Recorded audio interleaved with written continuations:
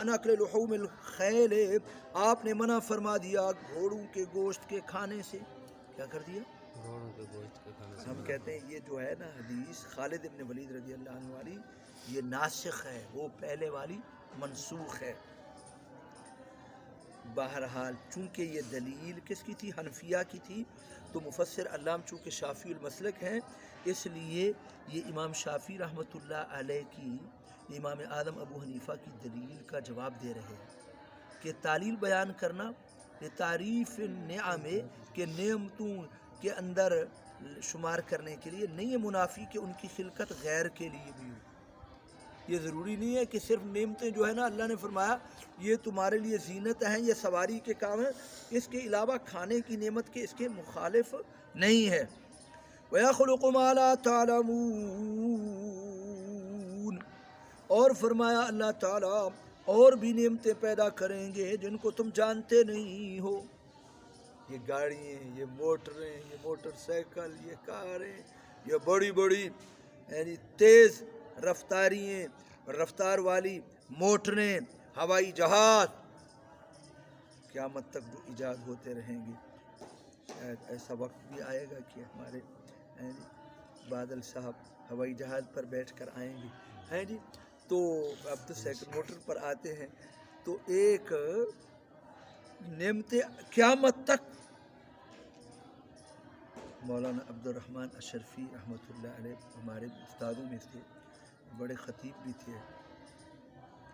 تو جامعہ اشرفیہ میں تو وہ فرمانے لگے کہ مجھ پر اعتراض کرنے لگے کہ بھائی آپ تو مولوی جو ہے نا کہتے یہ فلاں چیز بدعت ہے، فلاں چیز بدعت ہے، فلاں چیز، یہ تم موٹریں کاریں کیوں استعمال کرتے ہو؟ پھر یہ بھی بدعت ہے، یعنی تو کاروں پر بیٹھنا بھی چھوڑ دو. حضرت فرمانے لگے بھائی جس کی اصل قرآن و حدیث میں موجود ہو وہ بدعت نہیں ہوتی. اور پھر یہ ہے کہ بدعت کی تعریف بھی یہ ہے کہ دین کے کام میں کوئی نئی بات کرنا، جو ایک ضروریات ہیں اس کو استعمال کرنا. اور یہ آج کل یہ کہتے ہیں جی آپ کی یہ مدرسے بنانا بھی اور آپ کے یہ اتنے لمبے چوڑے پروگرام بنانا، یہ بھی پھر سارے بدعت ہوں گے.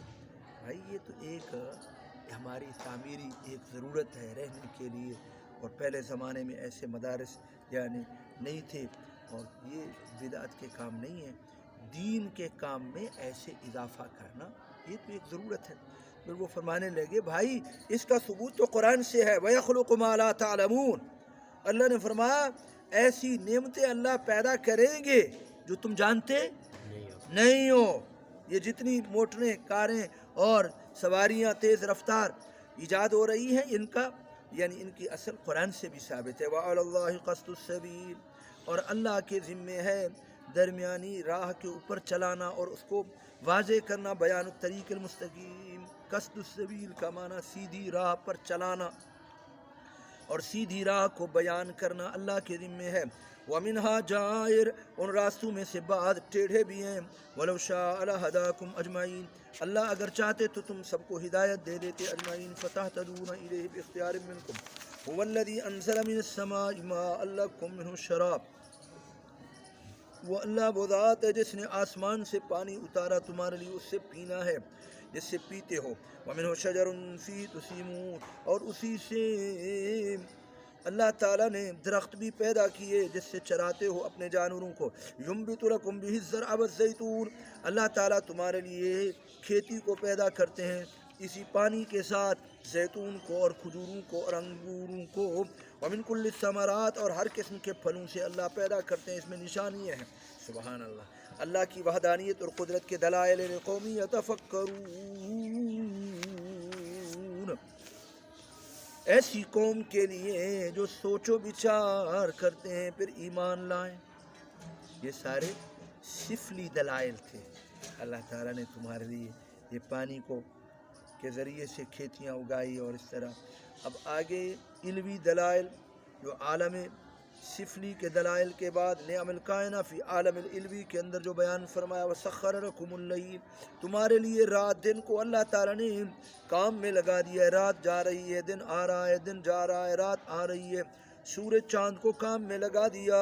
وَالشَّمْسَ وَالْقَمَرَ وَالنُّجُومَ، دونوں طرح پڑھا گیا، نصب کے ساتھ بھی اس کا عطف ہوگا لیل و نہار پر، اور اگر رفع کے ساتھ پڑھا جائے تو والشمس والقمر والنجوم مسخرات، یہ پھر مبتدا خبر بنے گا۔